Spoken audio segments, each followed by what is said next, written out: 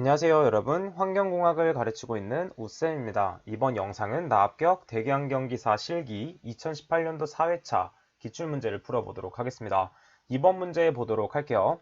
1m의 직경을 갖는 원심력 집진장치에서 3m 세제곱퍼세크의 가스를 처리하고자 합니다.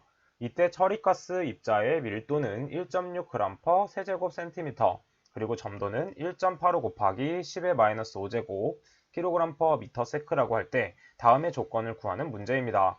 가번 유입속도 먼저 구해보도록 할게요. 유입속도는 어떻게 구할 수 있냐면 우리가 많이 사용하고 있는 Q는 A, V 공식을 이용해서 구할 수가 있습니다. 이때 Q는 유량, A는 단면적, 그리고 V는 유속 혹은 속도가 되겠죠. 그러면 유속에 대한 식으로 한번 바꿔보도록 하면 V는 단면적 A분의 유량 Q로 나타낼 수 있고 이것을 한번 풀어보도록 하겠습니다. 그러면 유속은 어떻게 구할 수 있냐면 입구의 단면적을 구해야 되는데 입구의 높이는 0.5 그리고 입구의 폭은 0.25로 주어져 있기 때문에 이 두 개를 곱한 것이 단면적이 되는 것을 알 수가 있습니다. 그 다음에 유량은 3m 세제곱 퍼 세크로 나와 있기 때문에 그대로 대입하면 되겠죠. 왜냐하면 둘 다 MKS 단위로 통일되어 있기 때문입니다. 계산기에 그대로 대입을 하게 되면 24m per 세크라는 답이 나오게 되고 답에다는 이렇게 그대로 적어주면 되겠죠. 유속은 24m per 세크가 되는 것을 알 수가 있습니다. 그러면 메인 식인 나번을 한번 풀어보도록 할게요. 절단 입경 공식은 제가 중요하다고 말씀을 드렸고 어떻게 유도되는지도 한번 했었습니다. 그래서 dp50 그리고 우리가 구하고자 하는 단위는 마이크로미터가 되겠죠. 자, 이것을 구하는 공식을 한번 해보도록 하겠습니다. 먼저 루트를 씌워주고 그 다음에 루트 안쪽에 있는 분모에는 무엇이 들어가냐면 2파이 곱하기 유효 회전수 곱하기 유속 곱하기 입자의 밀도 빼기 공기의 밀도가 되겠고 분자에는 9 곱하기 점성계수 곱하기 폭이 됩니다. 이때 중요한 점은 문제에서는 대부분의 단위가 MKS 단위이기 때문에 MKS로 통일한 후에 대입해줘야 되고 우리가 원하는 답인 마이크로미터로 바꾸기 위해서는 곱하기 10의 6제곱을 해줘야 됩니다. 그럼 한번 바로 풀어보도록 할게요. 문제에서 나머지는 모두 MKS지만 입자의 밀도는 CGS로 나와 있기 때문에 입자의 밀도를 MKS 단위로 한번 바꿔보도록 하겠습니다. 자, 입자의 밀도는 1.6 g per 세제곱 센티미터로 주어져 있고 g은 킬로그램으로 바꿔야 되기 때문에 10의 세제곱 g은 킬로그램 그 다음에 세제곱 센티미터를 미터 세제곱으로 바꿔야 되기 때문에 10의 6제곱 센티미터의 세제곱은 미터 세제곱이 됩니다. 따라서 계산기에 대입해서 계산을 하게 되면 1600kg per 미터 세제곱이 되는 것을 알 수가 있죠. 따라서 식에 그대로 대입만 해주면 됩니다. dp50 마이크로미터에 대한 식을 구해보도록 할게요. 자, 그러면 분자 먼저 대입해 보도록 할게요. 9 곱하기 1.85 곱하기 10의 마이너스 5제곱 그 다음에 폭을 곱해줘야 되기 때문에 폭은 몇으로 나와 있냐면 0.25로 나와 있습니다. 0.25 그 다음에 2파이 곱하기 회전수는 4로 주어져 있고 유속은 가번에서 구한 24를 대입해주면 됩니다. 그 다음에 밀도 차이기 때문에 1600 마이너스 1.3을 해주면 되겠죠. 자, 계산기에 그대로 대입하면 곱하기 10의 6제곱을 한 후에 계산기에 그대로 대입을 하게 되면 6.5700 마이크로미터가 나오게 됩니다. 따라서 최종 답을 적을 때는 6.57까지만 적어주면 되겠죠. 자, 이렇게 2번 문제를 풀어보았고 다음 문제 6번 문제를 한번 풀어보도록 하겠습니다. 6번 문제 물리적 흡착의 특성 4가지와 흡착법의 단점 2가지를 기술하시오 되어 있네요. 자, 그럼 첫 번째 물리적 흡착에 대해서 한번 특성을 한번 적어보도록 하겠습니다. 물리적 흡착은 화학적 흡착과 비교한 특성들이 많이 나오게 되는데 그중 첫 번째는 화학 흡착은 화학 결합에 의한 힘에 흡착이 되지만 물리적 흡착은 반더월스에 의한 힘으로 흡착이 됩니다. 그 다음에 두 번째로는 물리적 흡착은 화학적 흡착보다 흡착력이 약하지만 가역적인 특성이 있어서 재활용이 가능한 것이죠. 그래서 물리적 흡착은 가역적인 특성이 있어서 재이용이 가능하다. 그 다음에 세 번째 특성은 무엇이냐면 가역적이기 때문에 오염가스 회수에 용이한. 그 다음에 네 번째는 어떤 특성이 있냐면 흡착 시 다층으로 흡착이 가능합니다. 반대로 화학적 흡착은 단층 흡착을 한다. 이런 식으로 암기를 해주면 되겠죠. 자, 그 다음 두 번째, 흡착법의 단점을 한번 알아보도록 하겠습니다. 단점은 무엇이 있냐면 이 흡착제가 오염가스를 처리할 때 농도가 높은 경우에는 처리비가 너무 많이 소요가 됩니다.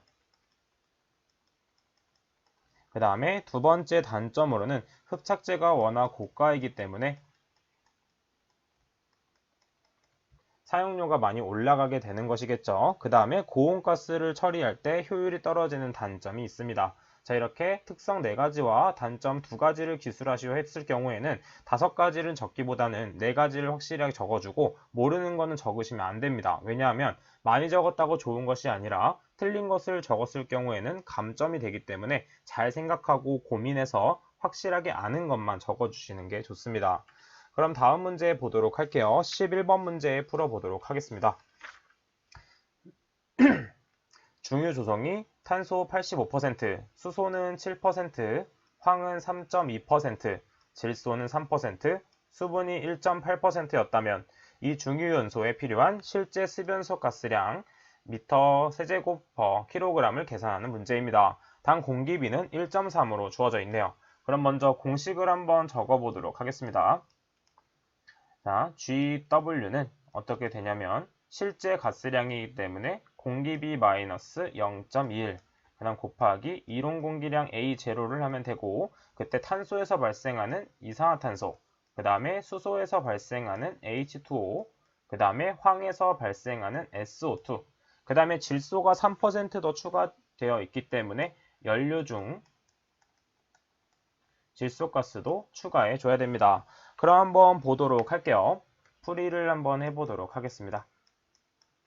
자, 먼저 항상 탄소 먼저 한번 보도록 할게요. 탄소는 산소와 만나게 되어서 이산화탄소가 형성이 됩니다. 이때 탄소의 양은 0.85인데 일단 탄소에 대한 원자량에 대한 비율을 봐줘야 되기 때문에 12kg당 산소는 부피비가 발생하기 때문에 22.4 Sm 세제곱 마찬가지로 이산화탄소도 부피비로 발생하기 때문에 22.4 Sm 세제곱이 됩니다. 그 다음에 탄소는 0.85만큼 존재하게 되고 그 다음에 발생하는 산소의 양을 X 그 다음에 이산화탄소 발생량을 보도록 할게요. 자, 그럼 X자로 곱해서 계산할 수 있으며 그러면 X값은 CO2 발생량과 같은 값이 나오게 되고 계산기에 그대로 대입해서 계산을 하게 되면 1.5867 Sm 세제곱 퍼 킬로그램이라는 값이 나오게 됩니다.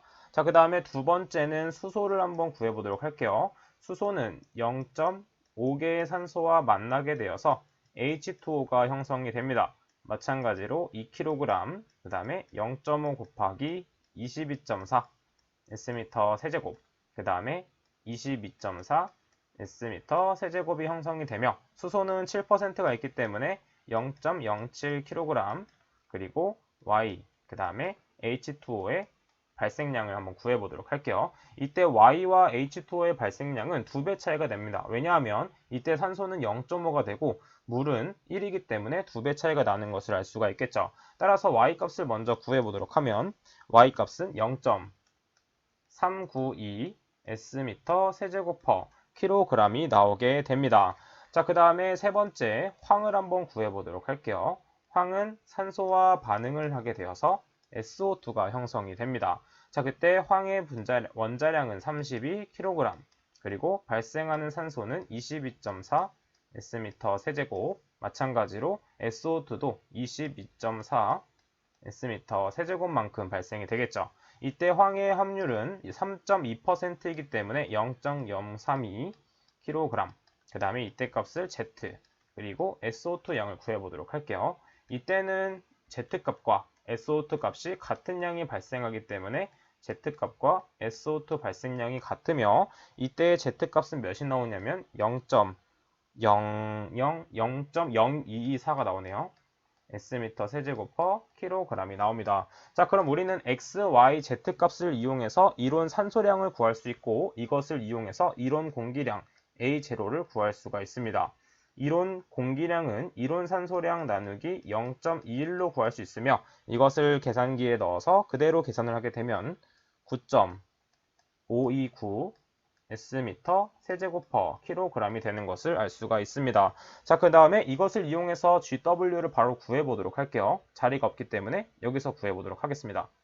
GW는 어떻게 구할 수 있냐면 공기비 1.3, 그 다음 빼기 0.21을 해주면 되고 3번에서 1, 2, 3번을 토탈로 해서 구했던 이론 공기량, 그래서 9.529. 그 다음에 CO2 발생량은 X와 똑같기 때문에 1.5867을 해주면 되고 그 다음에 H2O 발생량을 구해줘야 되는데 H2O 발생량은 0.392의 2배가 되겠죠. 그래서 0.392의 2배인 0.784가 되는데 이때 주의해야 될 점은 연료 자체에 포함되어 있는 수분도 같이 계산해줘야 됩니다. 왜냐하면 수분은 연소 반응에 참여하지 않기 때문이죠. 그래서 어떻게 계산할 수 있냐면 18분의 22.4 곱하기 수분의 함량인 0.018을 해주면 H2O 발생량이 됩니다. 그 다음 마지막으로 SO2 발생량은 0.0224이기 때문에 0.0224를 대입해주면 되겠죠. 또 이때 한 번 더 주의해야 될 점은 연소할 때 질소는 반응에 참여하지 않는 것으로 알고 있습니다. 따라서 이것 또한 그대로 가스에 나오기 때문에 이것도 생각해서 계산을 해줘야겠죠. 그래서 질소는 3%가 있기 때문에 질소의 분자량을 생각해 본다면 질소 하나가 14, 그것이 2개씩 존재하기 때문에 28분의 22.4 곱하기 0.03이 되는 것을 알 수가 있습니다. 계산기에 그대로 대입을 하게 되면 12.8261 Sm 세제곱 퍼 kg이 되는 것을 알 수가 있겠죠. 따라서 최종 답에는 뭐라고 적어주면 되냐면 문제에서 별다른 조건이 없기 때문에 소수점 둘째 자리까지 표현해서 12.83 Sm 세제곱 퍼 kg으로 구해주면 되겠습니다. 해당 문제의 포인트는 일단 질소와 수분을 따로 계산을 해줘야 되고 만약에 여기서 산소가 포함됐을 경우에는 이론 공기량을 구할 때 빼서 계산을 해주면 됩니다. 자, 그러면 2018년도 4회차 기출문제는 여기까지 풀어보도록 할게요. 저는 그럼 다음 시간에 뵙도록 하겠습니다. 감사합니다.